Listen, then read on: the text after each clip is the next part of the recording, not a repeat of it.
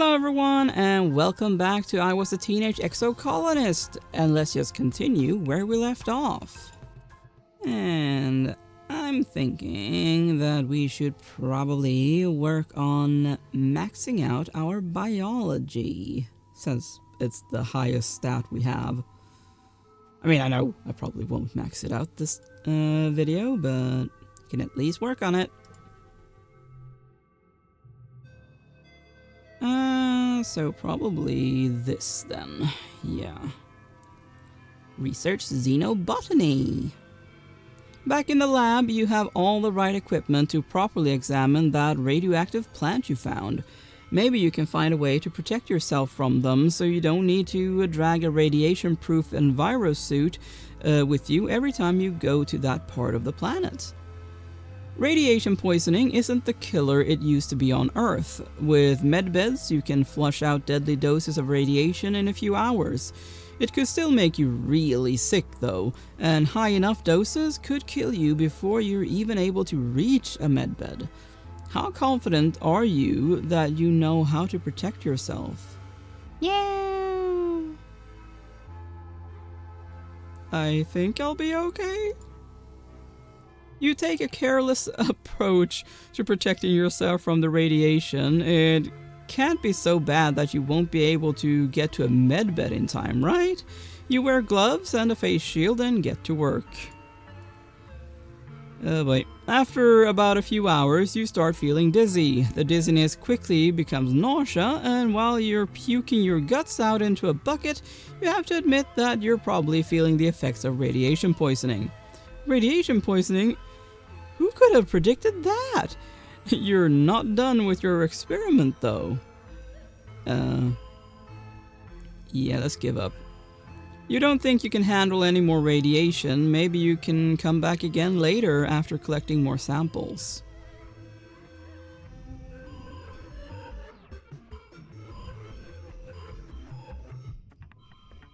There we go. There's no need to be reckless, you know? Now we're at 92, right? Yep. Well, let's get back to it. Surveyor Tonin found blep grass shortly after the colony landed on Vertumna. The waxy violet grass grows almost everywhere near the colony, and when you steep its roots, you get a deep purple tea. It tastes horrible, grassy and bitter, but it's a stimulant and mildly hallucinogenic, so the adults think it's great. They've been drinking it for years, with no ill effects, except for an overwhelming urge to stick your tongue out and say blah when you taste it. You've been trying to cultivate new variants that don't taste as awful, or have more potent stimulant or hallucinogenic properties. Maybe you'll even find some entirely new medicinal usage. You're ready to test a new strain. Tangent would probably appreciate a better stimulant, and Cal would appreciate a nicer trip. Who will be your test subject? What are the cards we got? Okay. Well, that doesn't seem like a good thing. Those two seem fine. Test it on Tangent? You bring Tangent a cup of freshly brewed Blep Tea 2.0 and ask her to give it a try. She swallows it down, no problem. She pounds back cups of Blep Tea all day. It's not like she needs the assistance to stay awake, but she says the stimulant helps her focus. After a while, you ask her to report on how she feels. I got an extraordinary amount of work done, she says, blinking rapidly. But I feel, the voice, like my own internal voice, feels much stronger, like as if it were another person entirely sitting here beside me. She tilts her head to the side. Yes, I know, she says to thin air. I will tell him about the tremors, thank you. Her eyes refocus as she looks at you again. I am also experiencing a higher than acceptable amount of muscle spasms, she says. I suggest crossbreeding the blep grass with something that will act as an anticonvulsant. Okay. Huh. Looks like this strain was a little too strong. Tang shakes her head. No, she exclaims. No, it's perfect. Don't destroy the strain. You should give the rest to me. Yes. I think I'm cutting you off. Yeah, hearing voices all day is definitely not a trait you were trying to cultivate. You insist on destroying the rest of this batch, but promise she can test the next one.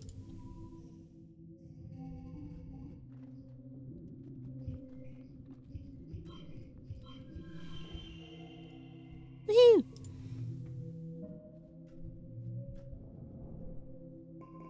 Very nice. I guess we will be able to max it out. How you feeling, Dad? Extra gear slot? Equip an additional gear. I didn't know I had gear. What? Oh, is that the... like the cars you have or something? I don't know. Oh yeah. Well, let's add that one on. Well, you learn something new every day, eh? I'm just checking if anyone wants to talk. And let's give you a hug.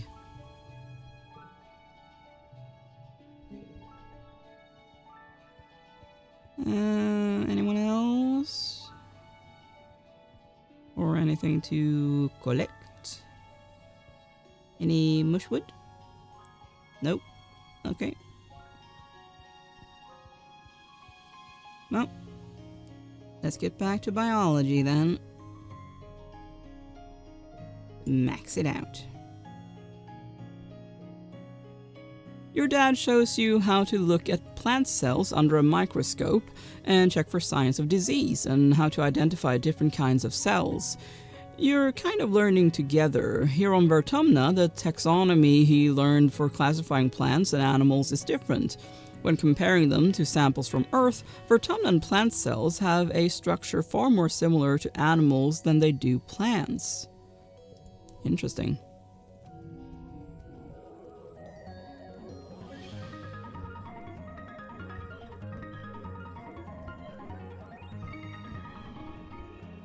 There we go. Awesome! You're woken by the buzzing of your holopalm. It's a colony-wide alert. You rub your eyes and ponder the thickness of the air seeping into your bedroom through the open veranda door. It's an ominous but beautiful sight. The seasonal pale pink haze has turned a deep fuchsia, with scintillating silver sparkles floating through it. The Shimmer! You check your holopalm messages. There's a colony-wide notice telling you to stay put. I mean, I feel like going there because I bet that my dad is there. Yeah, head to geoponics. You don your environmental mask and make your way out to geoponics where your dad is working. The air is so thick it's hard to see anything at all, and your footsteps are strangely muffled. Other people moving through the fog appear like spirits, flicking shadows through the murky sunlight. No one speaks except to urge you back to your quarters. You make it into one of the greenhouses, but you can't find your dad anywhere. You keep checking your holopalm, but he won't respond to your messages. You start to panic. Then you get a message from Dr. Instance telling you to come to medbay. Your father collapsed outside the wall. Why was he outside the wall? And is in bad shape. Wait, outside the wall? When they finally let you in to see him, your dad is lying in a medbed, asleep. He's almost unrecognizable. The shimmer is all over him, and his skin is glittery and strangely lumpy, like something's growing out of it. Something is growing out of him, you realize as you see Instance carefully scrape what looks like fungus from his shoulder. She places it in a petri dish and hands it to Tangent. There are tiny fungal growths all over him, even one poking out from the corner of his mouth. You watch with disgust as a thick trickle of glittering pink dust leaks off the tip of it and disperses into the air. Like, have you even been trying to find a cure for this? 'Cause it doesn't feel like it. Tang places the sample from your dad under an analyzer and turns it on. She looks tired. "I'm sorry, Selene," she mumbles. But then again, I mean, both of our parents were workaholics, it feels like, that didn't care about their own well-being. So yeah, I'm not surprised that he's dead. You sit with him for a while until Dr. Instant sends you back to your quarters to rest. In the early hours of the morning, you hear that your dad has passed away. Yeah. You spend most of the next month in your quarters.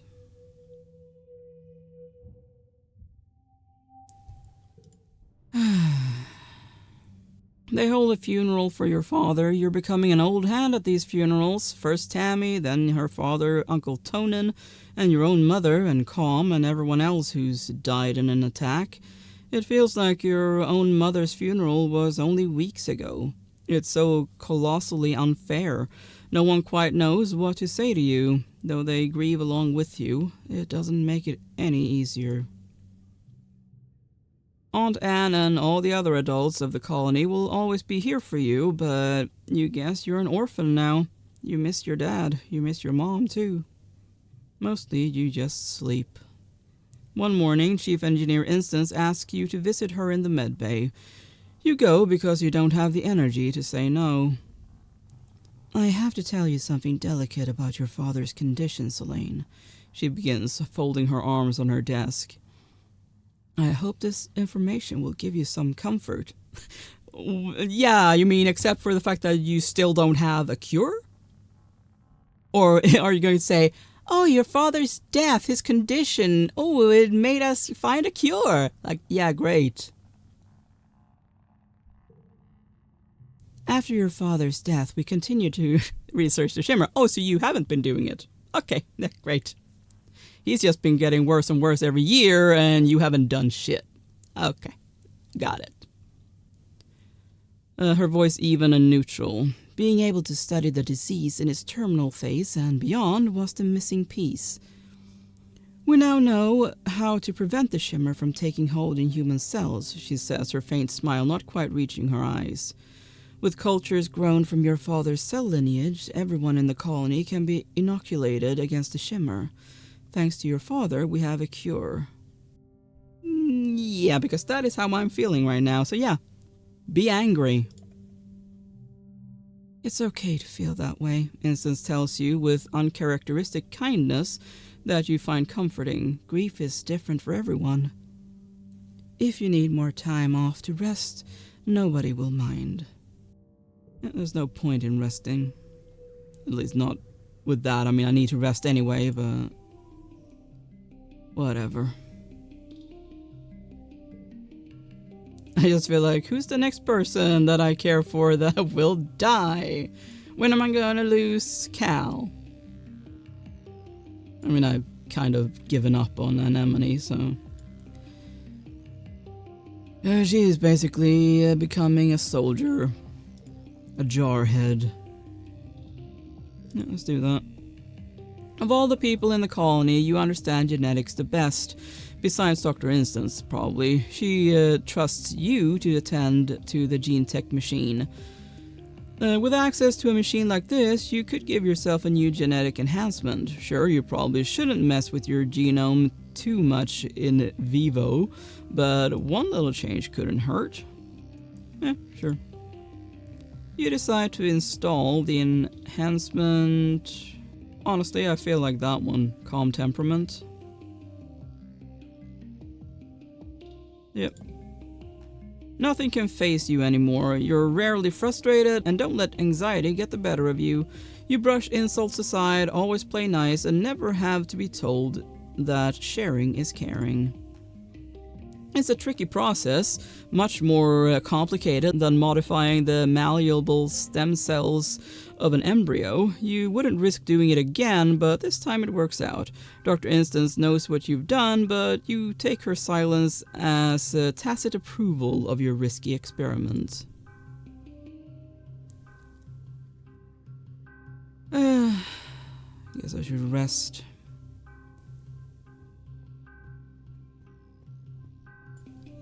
Let's do that here, so we can get some more friendship with Rex. No. Ones or zeros, game.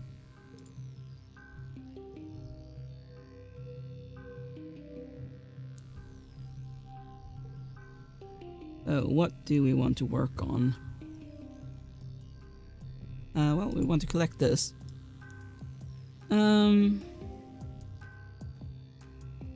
Honestly, probably here.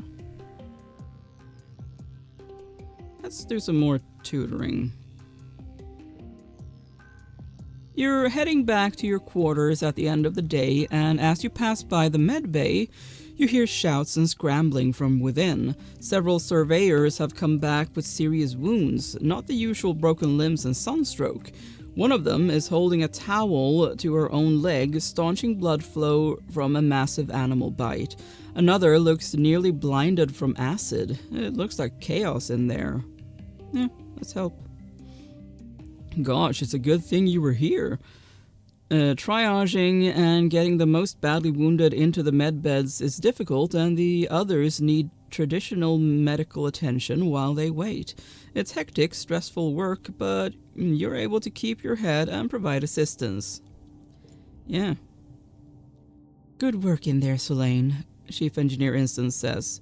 You know, with how the colony's grown, I could use an assistant nurse here, someone I can trust to take care of things while I'm working in the lab.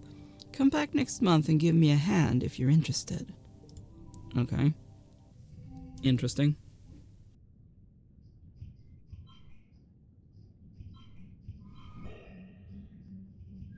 Let's do that one, so we can get a super goal.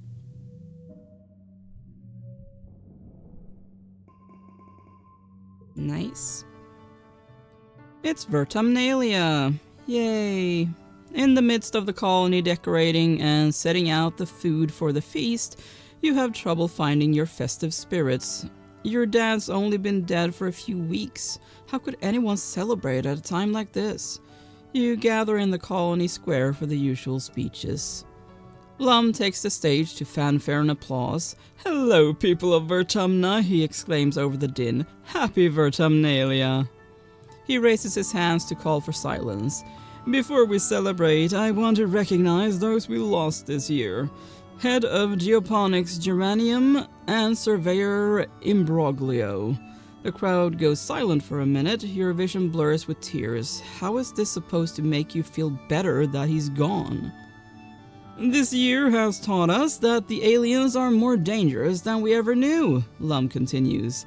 "It's not just the attacks during Glow. They're weaponizing the very air we breathe. That's been the case all along. But they won't win. Already we've discovered how to beat them at their own game. With everyone inoculated against the Shimmer, we're one step closer to total dominion over this planet." I mean, am I the only one that's getting, like, somewhat Avatar vibes here? Because him, feels very much like that. After the council members each give their annual reports, everyone starts clearing the square to set up for the Vertumnalia Games. You feel the pulse of a new holo message in your palm and open it up to read. "Happy Vertumnalia, there's a present for you on the table. XOXO, your secret admirer." Whatever. You rush over to the feast table and spot a wrapped present in among the roasted vegetables. Wow, you have a secret admirer? You unwrap your present. It's a data band? You snap it on your wrist and boot it up on your holopalm. It's full of all your favorite songs, videos, shows, and games. A collection curated by someone who must really know you. I mean, the one that knows me the best, I guess, is Cal. Now you'll always have your media with you, even if the net goes down, including all your favorite episodes of The Rise and Fall of the Sanctuary Moon. Nice. You search the holopalm for any hint as to who could have made it, but you can't find anything. You'll have to ask around, but later. The games are about to begin. Not that I care. I am not interested, really. Fine. We're not going to have any pop culture questions this year, right? Tangent sulks, her voice dripping with disdain. I just don't see the point. Why aren't we celebrating real intelligence? Luckily, Nomi doesn't overhear this, or if they do, they don't care. They're just happy to be here.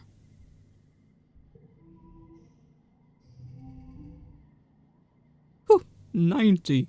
Wow.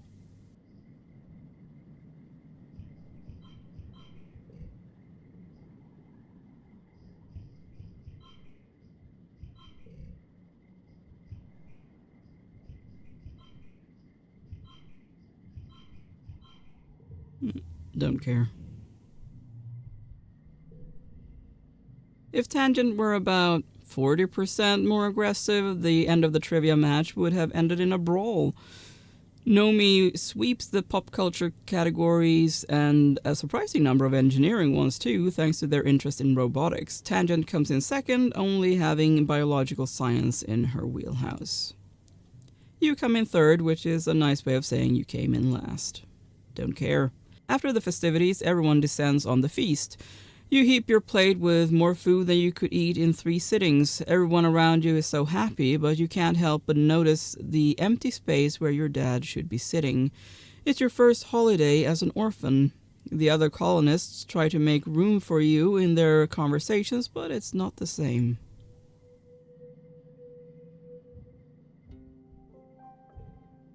And for anyone interested, this is what the friends thing looks like for me, so I can only think of him being the one. Yeah. I will talk to you in a moment. Oh, you as well, huh? Anyone else?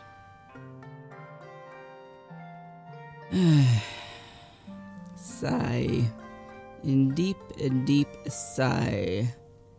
As if I feel like talking to Vase.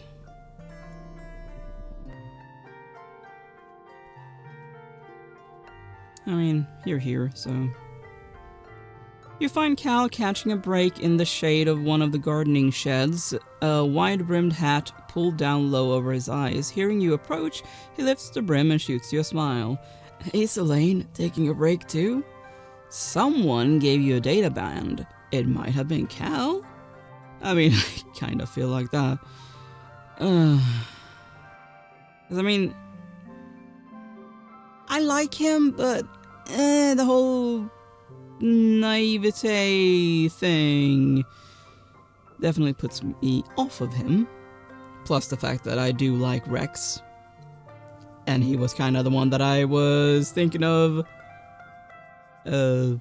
flirting with, you know, when I started this whole thing. So, yeah, leave him alone for now. You excuse yourself. You can always ask again later, if you have the guts. I mean, I don't really see a point in asking at all because I can't see it being anyone other than him, so... Rex is lounging in a hammock he's set up between 2 mushwood poles. He looks like he's snoozing, but his ears twitch and he opens one eye as you approach. Can't sneak up on me, Selene, he groans, stretching. People have tried. Well. Yeah, I don't want to know.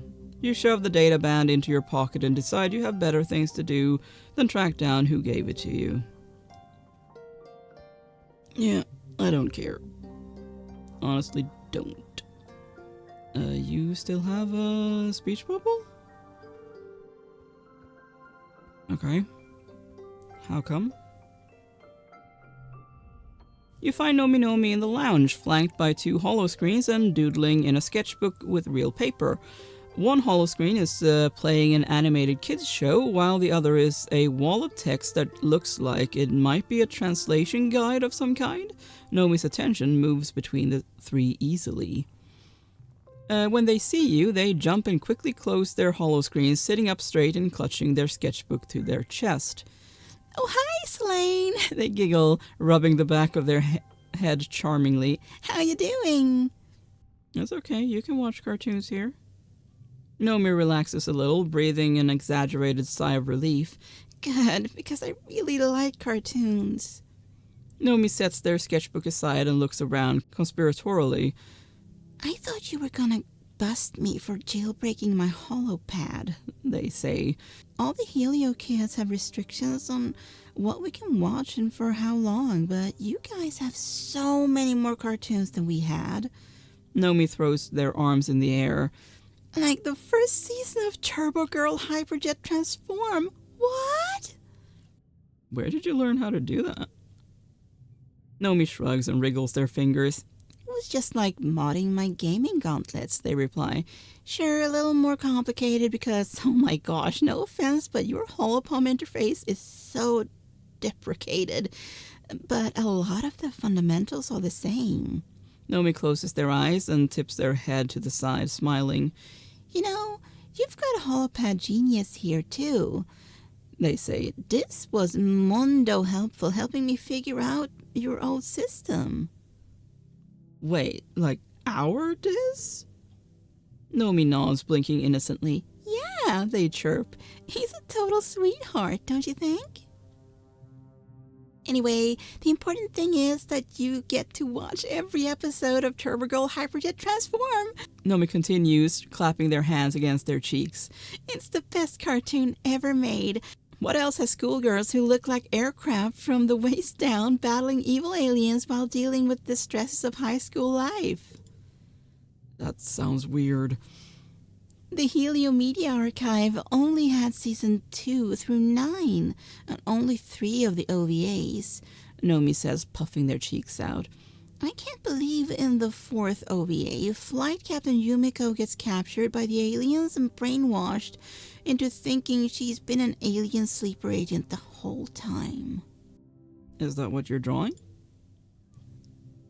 "Selene!" Nomi exclaims, snatching their sketchbook up again. "Don't peek." Nomi laughs and flips over their sketchbook, showing off some of their drawings. "I was drawing some fan art for the show," they say. "Well, it's kind of fan art. Okay, it's really more like if I was a character in Hypergirl Turbojet Transform." "It looks good. Keep at it." "Oh, thanks, Selene," Nomi says, shooting you a stunning smile. "I will, for sure." Well, I am going to end this episode here. Thank you so much for watching. Please consider leaving a like and subscribe, and I will see you next time. Bye!